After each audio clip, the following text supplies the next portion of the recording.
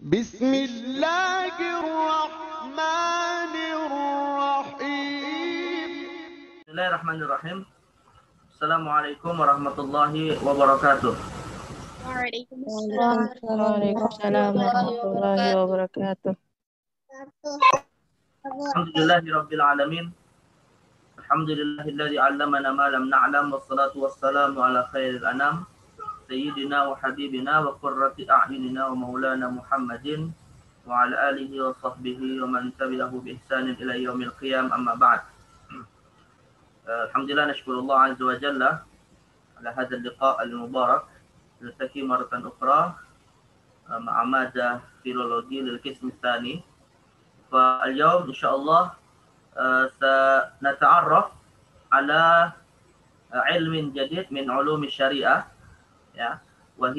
وهو علم الذي يتعلق باللغة العربية، حيث قد أخذنا في اللقاءات السابقة بعض العلوم العربية كعلم النحو والصرف. واليوم سنأخذ التعرف على المبادئ العشرة لعلم أو من علم البلاغة.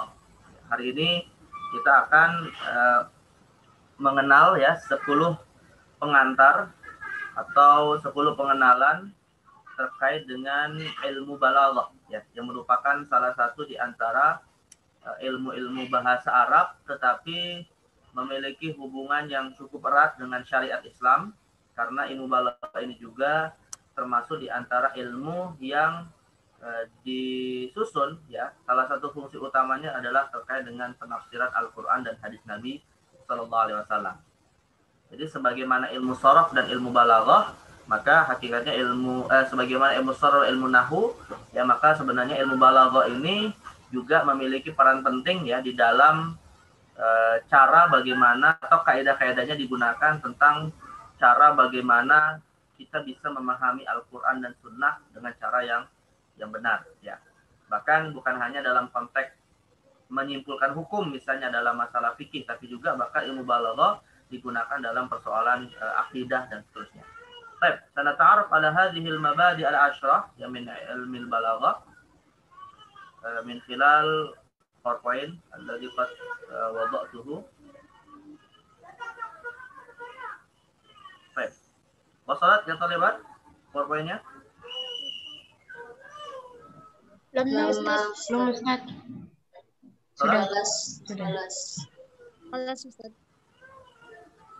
Baik. Al-mabadi al-'ashrah li 'ilmi al-balaghah. Al-mabadi al-'ashrah li 'ilmi al-balaghah. 10 dasar mengenal ilmu balaghah. Kalian sudah belajar belum ilmu balaghah di mustawa ini? Sekarang mustawa saya berarti sudah belajar ya. Di mustawa berapa kalian belajar ilmu balaghah? Mustawa Khamis. Mustawa Khamis ya. Masih ingat nggak materinya apa aja? Hah? Jangan lupa ini. Ini kalian yang belum menulis skripsi juga sisi balaghah Al-Quran cukup bagus juga nih dikaji ya.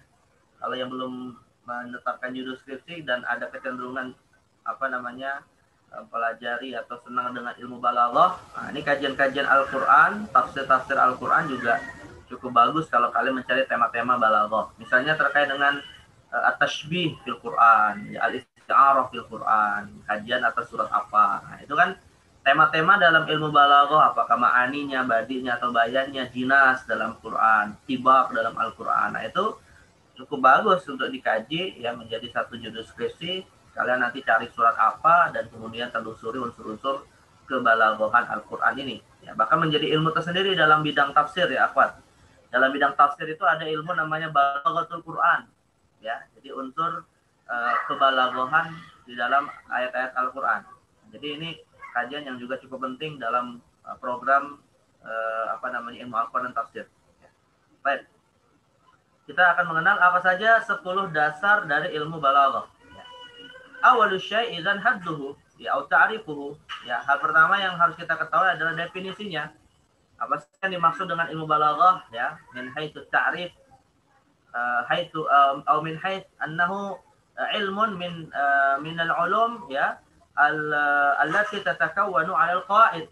Ya, jadi dia sebagai suatu ilmu yang memiliki kaidah, itu definisinya seperti apa. Walaupun secara bahasa, ya balaghah itu secara bahasa min kalimah balaghah ya, balaghah ya blughu, ya wasal itu secara bahasa. Walakin al-balaghah ka'ilmin minal ulum aw fannin minal funun, ya ma ta'rifuhu, ya ma hadduhu. Nah, ini definisi yang masyhur lah di dalam kajian ilmu balaghah, bahwa ilmu balaghah itu definisinya mutabaqatul kalam wa mutabaqatul kalam muqtadal hal ba'da mura'at wuduhid dalalah wa tahsin al-lafzi wal ma'nawi. Ya. Mutabaqatul kalam muqtadal hal. Jadi balaghah itu ya secara bahasa kan artinya wasol, menyampaikan sesuatu atau sampai kepada sesuatu.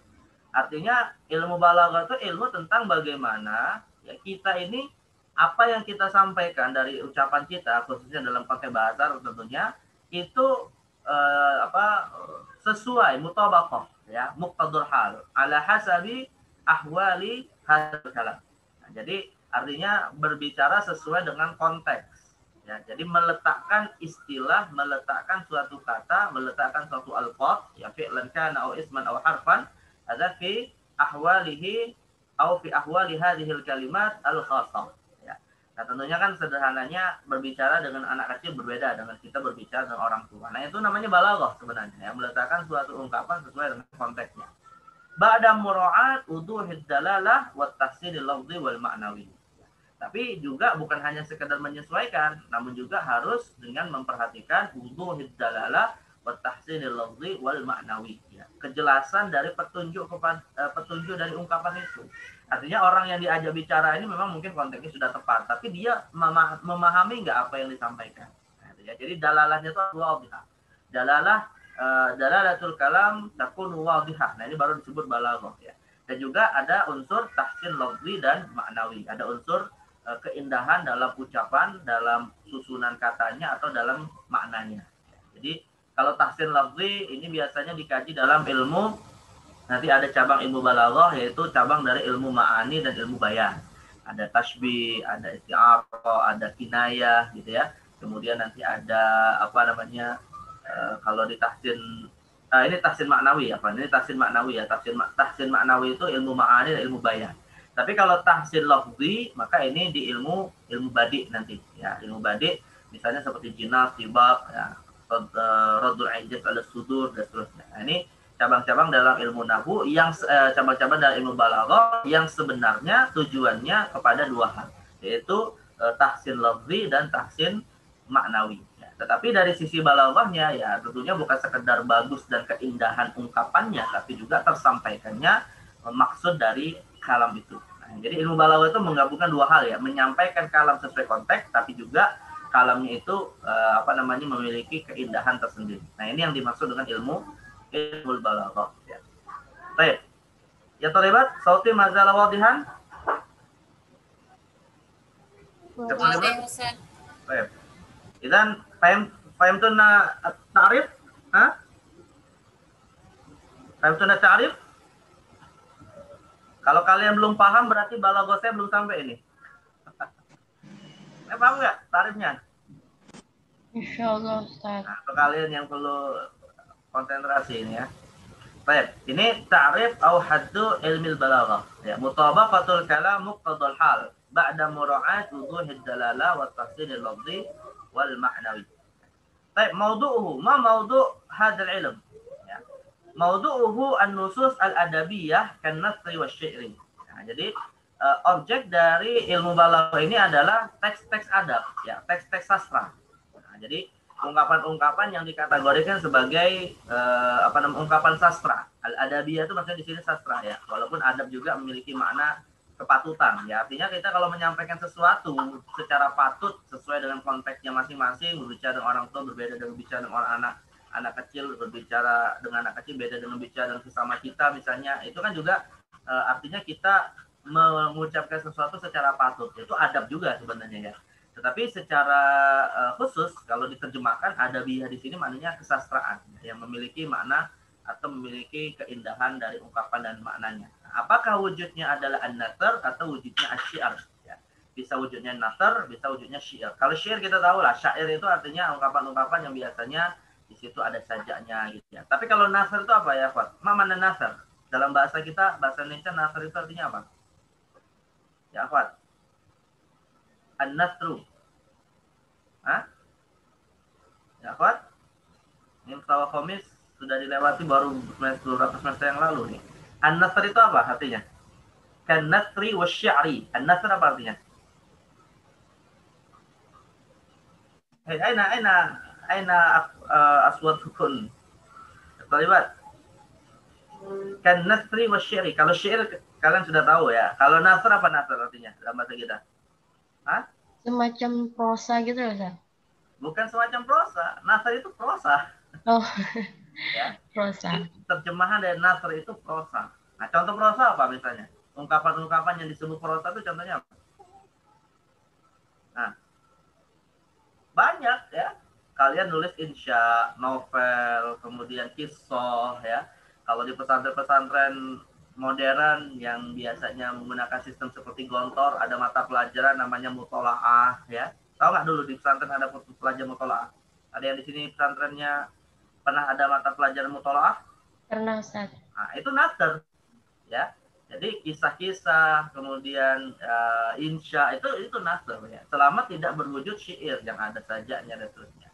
Intinya setiap ungkapan, setiap tulisan ya yang itu dikategorikan karya sastra tapi wujudnya tidak seperti syair, yang namanya adalah nasr. Dalam bahasa kita prosa dan syair. Nah, jadi setiap teks ya yang merupakan teks sastra itu menjadi objek dari kajian ilmu al-balaghah ya. Nasran kana aw sya'ran. Baik. Tsumma ma thamratu ta'allum hadzal ilm. Apa faedah kita belajar ilmu ini?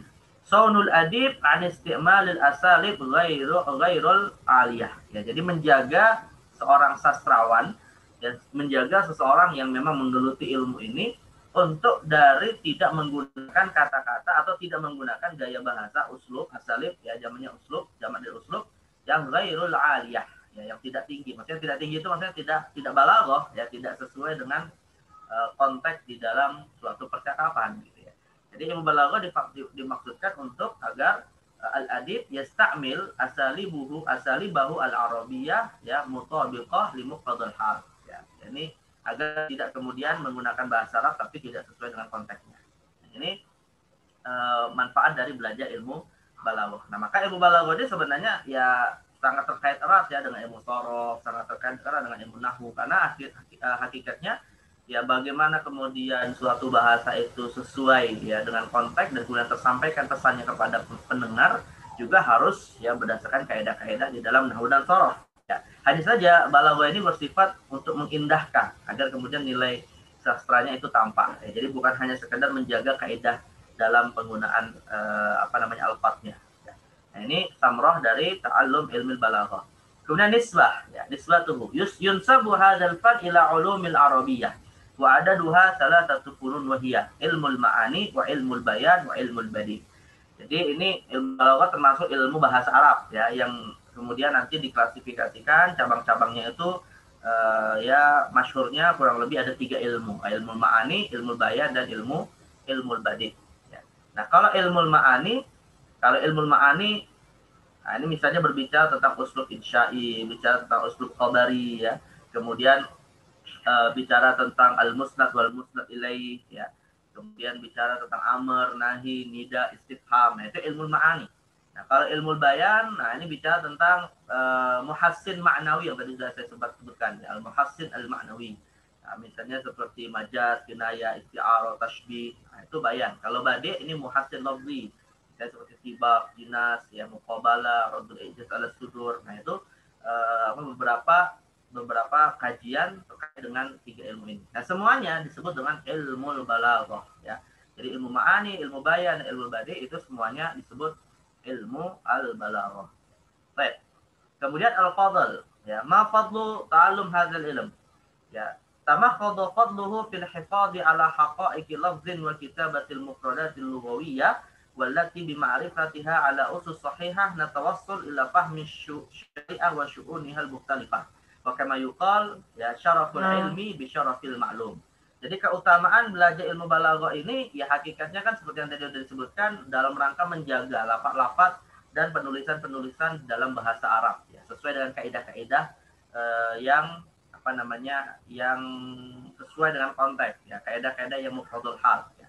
Nah itu jadi tujuannya. Tapi yang paling penting dari semua adalah bahwa ilmu balaghah ini ya sebagaimana ilmu bahasa Arab yang lain itu tujuan utamanya adalah ya, untuk usul ila fahmi syariah wa syu'unihal mukhtalifah, agar kita sampai kepada atau bisa memahami ya ayat Al-Quran dan hadis Nabi itu dengan pemahaman yang benar. Nah maka keutamaannya adalah juga terkait dengan objeknya. Kalau misalnya objek ilmu balaghah itu adalah ayat Al-Quran dan hadis Nabi misalnya, ya berarti keutamaannya ya sesuai dengan keutamaan dari Al-Quran hadis itu sendiri.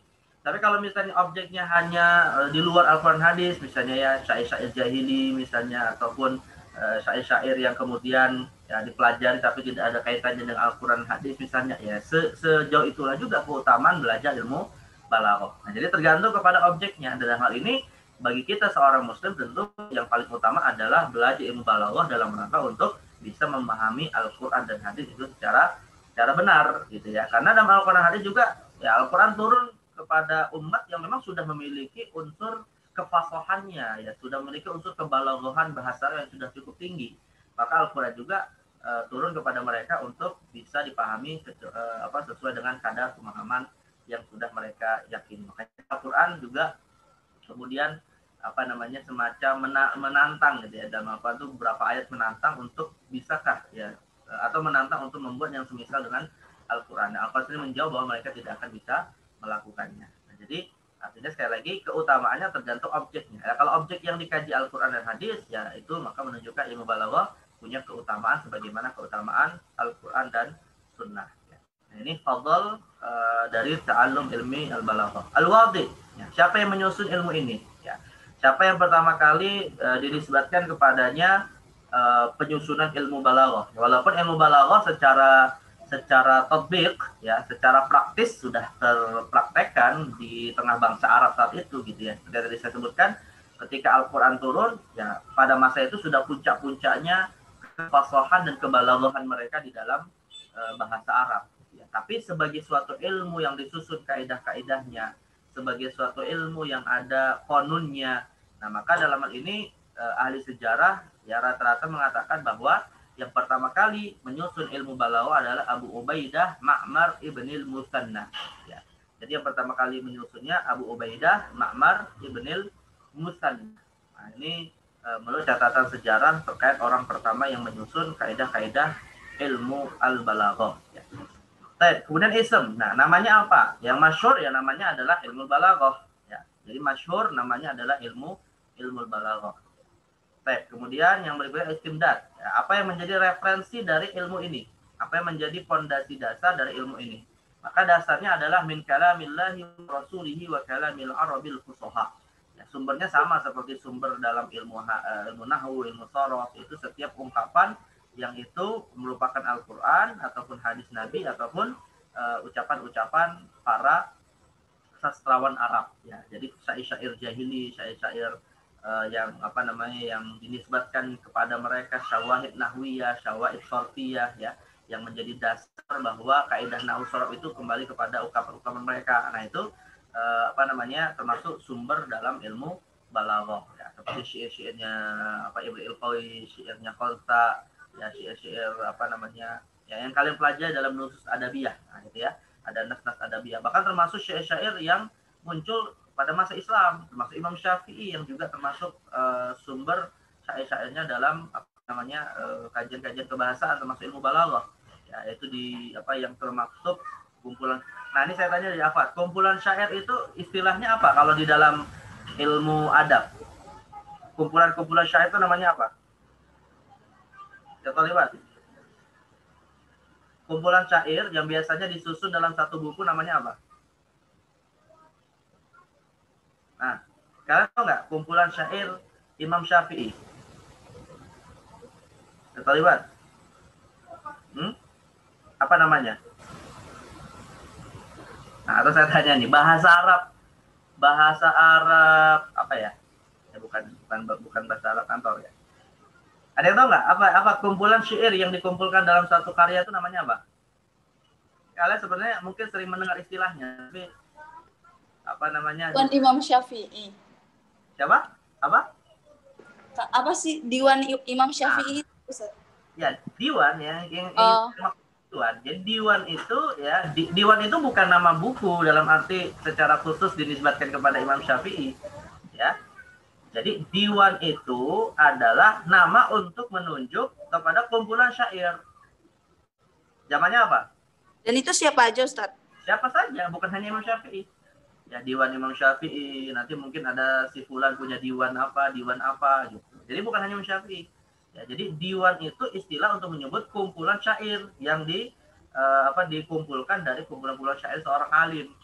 Ya, Imam Syafi'i punya kumpulan syair dikumpulkan, namanya disebut Diwan Asy-Syafi'i. Ya mirip seperti dalam ilmu hadis lah ya. Kalau dalam ilmu hadis itu kan ada istilah musnad. Nah, saya tanya, musnad itu apakah cuma punya Imam Ahmad? Ada nggak musnad lain?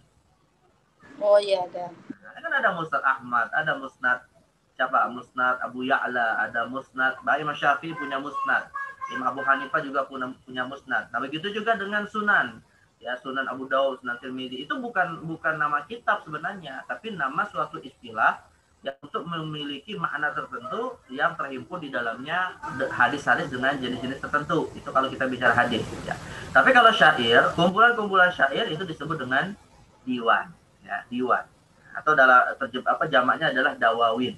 Ya, dan diwan itu sendiri sebenarnya istilah yang juga dipakai untuk dunia korespondensi ya. Jadi kalau di zaman Umar bin Khattab itu kan baru pertama kali ya diciptakannya sistem pencuratan. Nah, itu disebut dengan diwan juga ya. Nah, maka kemudian dalam bahasa kita diwan jadi apa?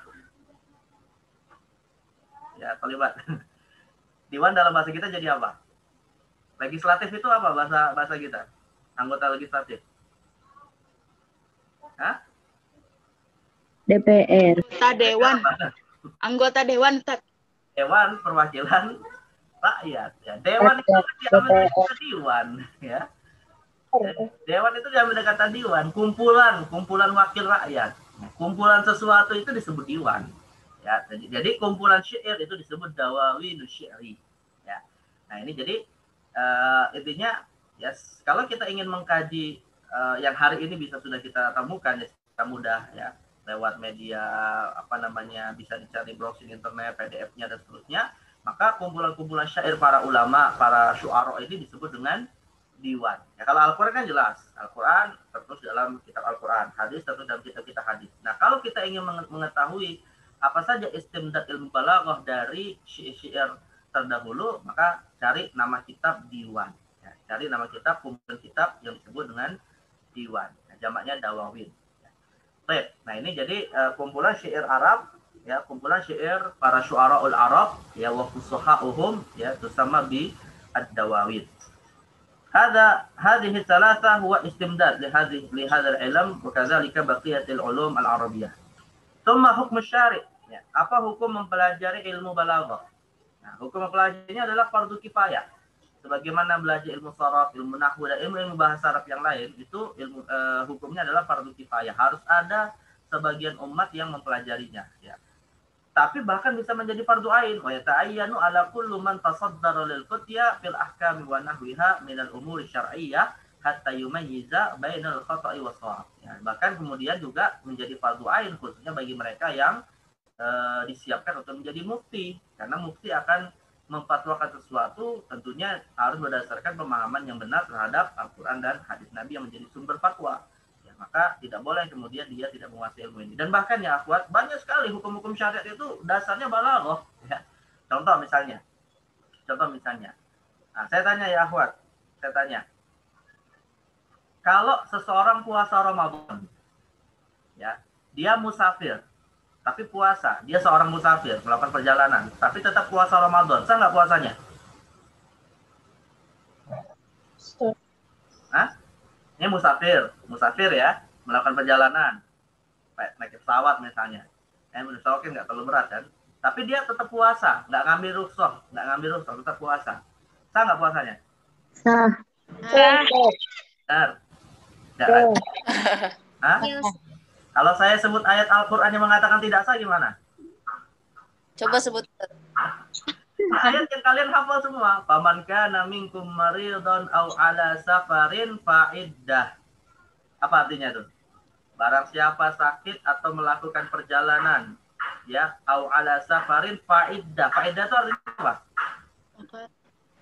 Kembali. Maka gantilah fa'iddah min ayyamin ukhar. Gantilah di hari yang lain di luar Ramadan.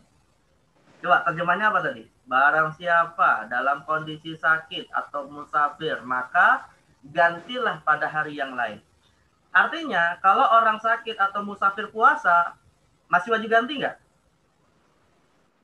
Masih, Ustaz. Kalau masih wajib ganti, berarti sah nggak puasa dia? Nah, Nah, kalau wajib kodok, ganti itu kan kodok ya. Kalau orang yang sakit dan musafir berpuasa, ya, kalau orang sakit musafir nggak puasa kan jelas ya, mereka wajib mengkodok. Tapi kalau mereka tetap puasa, tetap wajib kodok nggak? enggak. Kan mengatakan secara mutlak. Apa secara mutlak? Ya, barang siapa sakit atau musafir gantilah, terlepas dia puasa atau tidak. Nah, jadi gimana kalau kalian ditanya seperti itu? Mau nggak pertanyaan saya? Hah? Langsung jawab aja Ustaz, gimana jadinya? Ya, jangan langsung, kalau saya aja berpikir dulu. Sabar, Ukti. Di sini penting ilmu balaghah, ya. Di sini pentingnya ilmu balaghah. Nah, jadi sebenarnya, pemahaman yang seperti tadi saya sebutkan ya, rupanya ini ada ulama yang berpendapat seperti itu. Ini bukan berarti pendapat yang nggak ada dasarnya ya. Jadi kalangan mazhab Zahiri, ya, seperti Imam Ibnu Hazm atau Al-Zahiri misalnya, itu berpendapat orang yang puasa Ramadan tapi dia statusnya musafir tetap wajib qada. Paham maksudnya? Ya, jadi dalam mazhab Zahiri, orang yang musafir dan dia tetap puasa itu tetap wajib qada dalam mazhab Zahiri. Karena Al-Qur'an mengatakan, kan mereka punya paham Zahiri kan, membaca ayat secara tekstual. Ya, Al-Qur'an mengatakan dalam kondisi sakit ataupun musafir mutlak harus ganti, entah mereka puasa atau tidak. Gitu. Ya, nah itu pendapat mazhab Zahiri. Nah, tapi kalau jumhur ulama mengatakan tidak bisa dibaca atau tidak bisa disimpulkan secara tekstual ayat ini. Ya, maka di dalamnya terdapat suatu makna, ya, yang kalau dalam ilmu balaghah itu disebut majaz. Kalau dalam ilmu balaghah itu disebut majaz. Apa maknanya atau apa suatu lafaz yang bisa menjadi tafsir atas makna itu? Yaitu ungkapan faman kana minkum maridun aw ala safarin fasoma wa aftara fa iddah. Coba. Fasoma wa aftara, ada nggak dalam ayatnya? Enggak. Nggak ada. Nah, itu majaz itu namanya. Ya. Jadi barang siapa sakit atau musafir dan dia berpuasa lalu membatalkan puasanya gara-gara sakit dan musafir tadi, disitulah baru dia wajib mengqadha. Nah, maka dalam mazhab jumhur ulama, orang sakit ya atau orang yang musafir yang sebenarnya dapat dispensasi untuk tidak berpuasa, tapi kalau tetap berpuasa ya sampai selesai berarti ya puasanya sah. Karena tadi ada ungkapan ya mereka berpuasa fa'aftara. Tapi kalau misalnya fasoma dan mereka tidak membatalkan ya tidak ada kewajiban mengqadha. Nah, jadi artinya musafir dan orang sakit itu pada dasarnya tidak wajib karena rukhsah. Tapi kalau mereka tetap puasa ya puasanya tetap sah. Karena di situ ada ungkapan bahwa yang mengqadha itu bagi mereka yang tidak puasa saja. Adapun yang puasa ya tetap sah ibadah puasanya selama tidak membahayakan dirinya ketika dia sakit atau musafir. Nah, jadi itu disebut dengan majaz. Ya sama seperti inilah ayat Al-Qur'an kan mengatakan ya, di dalam Al-Qur'an mengatakan apa? Was'alil qaryata allati kunta fiha wal 'ir. Apa terjemahnya? Was'alil qaryah. Apa terjemahnya ya tadi? Kalimat. Antunna. Korea tuh penduduk desa. Ya, terjemahkan aja. Was'al dan bertanyalah. Dan tanyalah kepada desa. Desa bisa ditanya? Tidak. Bukan. Tapi penduduk desa. Penduduk desa. Mana kata penduduknya? Kan nggak ada kata penduduk di situ. Yang Balaghah, Ustaz. Balaghah. Nah, itu tadi yang kita sebut majaz. Ya. Nah, maka sekali lagi, ini kita kalau nggak belajar ilmu balaghah itu akan banyak menyimpulkan hukum-hukum Al-Quran dalam konteks yang keliru. Dan disinilah ya kesalahan. Kalau saya sih menegaskan itu kesalahan, karena ini pendapat mayoritas ulama, bahwa mereka yang menolak majaz, dan ini sebenarnya kesalahan yang mudah-mudahan Allah mengampunkan ya. walaupun kita tetap menghormati ulamanya. Ibnu Taimiyah misalnya, seorang tokoh besar, ya, para ulama besar dalam mazhab Hambali, itu beliau termasuk yang banyak dikecam oleh para ulama gara-gara menolak majaz dalam Al-Quran. Gitu. Akhirnya pemahaman beliau terhadap ayat-ayat mutasyabihat ini bermasalah. Gitu. Ya, tapi ini ijtihad lah gitu ya. Tapi kalau pendapat mayoritas ulama bahwa majaz itu ada dalam Al-Quran dan beginilah cara kita memahami ayat-ayat yang mutasyabihat. Yang mana ayat mutasyabihat harus dikembalikan kepada ayat muhkamat. Ya, misalnya ayat mutasyabihat itu apa yang sering diperdebatkan dalam masalah akidah.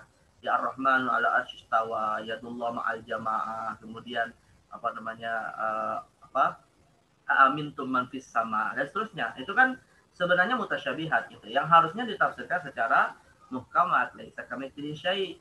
Nah, tetapi ya tadi karena mereka menolak majaz, akhirnya begini, misalnya saya tanya, Ar-Rahmanu 'alal arsy istawa, apa artinya? Ya talibat. Ya talibat. Yang maha pengasih di atas ars. Di atas arsy. Di atas di sini maknanya apa? Bertetap. Bertetap, benar. Kalau kalian meyakini bertetap, bersihkan akidahnya. Ya. Baik. Allah bertetap misalnya, anggaplah ini maknanya ya. Allah bertetap itu artinya menempati arsy ya. Tapi bagaimana kita memahami ayat wa huwa ma'akum aina ma kuntum? Apa terjemahnya? Itu ayat Al-Qur'an juga loh. Wa huwa ma'akum aina ma kuntum. Apa terjemahnya? Dan dia bersama kamu dimanapun kamu berada. Berarti Allah di mana? Di mana-mana. Ya, Secara manawi Ustadz. Secara Ustaz nanya artinya. Ya, sudah. Artinya kan begitu ya. Nah, sekarang kita saya tanya nih terkait dengan maknanya sekarang. Makna yang tepat. Allah itu di atas arsy atau Allah di mana-mana? Di Sesuai kehendaknya mungkin Ustaz. Kalau Allah berkehendak selesai gitu. Tapi maksudnya kalau kita ditanya tempat, apakah wajar Allah itu ditanya tempat? Padahal tempat itu ciptaan Allah bukan? Allah. ya. Makanya ayat ini mutasyabihat namanya. Ya, ayat ini mutasyabihat. Wallahu ma'akum aina ma kuntum, Ar-Rahmanu 'alal arsy istawa. Itu ayat mutasyabihat yang kalau kita pahami secara zahir, kalau kita pahami secara letter tidak pakai ilmu balaghah, maka akan kontradiktif. Dan mungkin nggak terjadi kontradiksi di dalam Al-Quran. Tidak. Ya, nggak mungkin. Ya, karena Allah mengatakan afala tadabbarun Al-Quran, ya walau kana min indi ghairillah lawajadu fihi ikhtilafan katsira. Nah, artinya ayat ini nggak bisa kemudian diambil yang satu ditolak yang satu. Ya, tetapi harus dikompromikan. Dan cara mengkompromikannya bukan dengan mengatakan Allah di atas arsy, tapi kemudian menafsirkan makna dari Allah bersamamu dengan ilmu misalnya. Ya, memang itu ada tafsirnya juga. Tapi bagaimana kalau misalnya ada orang yang memahami Allah bersamamu secara letterlek, lalu kemudian menafsirkan Ar-Rahman al-Istawa dengan makna yang lain. Ini kan artinya terjadi kontradiksi gitu ya. Nah, maka sebenarnya tadi seperti jawaban salah satu di antara kalian sudah cukup bagus itu. Ya Allah berkehendak ya, karena Allah punya kudrat gitu ya untuk tidak kemudian atau bukan tidak. Allah Maha berkehendak untuk ya kalaupun Allah ingin ya terserah Allah gitu kan, fa'alul lima yurid. Tapi intinya menisbatkan tempat Allah di atas arsy misalnya dalam arti menempati, atau Allah di mana-mana dalam arti Allah berada di mana-mana, itu sebenarnya pemahaman yang tidak diambil oleh salafus saleh ya, atau pemahaman yang tidak diterima oleh para ulama ahli sunnah. Jadi yang dimaksud adalah ya ini mutasyabihat. Kalau itu mutasyabihat sudah kembalikan kepada ayat laisa kamitslihi syai'.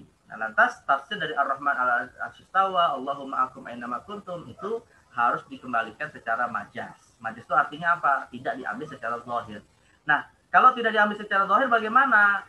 Ya udah, kalau misalnya salafus saleh kita mentafwid istilahnya, menyerahkan maknanya kepada Allah, nggak usah ditafsirkan. Intinya Ar-Rahman 'alal arsy istawa, intinya Allahumma akum aina ma kuntum, tanpa dibayang-bayangkan Allah bertempat ya. Karena Allah berada di mana-mana ataupun Allah di atas arsy itu dua-duanya membayangkan Allah bertempat, dan itu tidak dibolehkan dalam penisbatan sifat kepada Allah Subhanahu wa taala. Jadi intinya ini sebagai satu contoh saja bahwa kalau menolak majaz ya di dalam tafsir Al-Qur'an ya akan banyak pemahaman yang menyimpang ya, akan jatuh kepada paham zahiri yang itu tidak sesuai dengan maksud dari Al-Qur'an itu sendiri.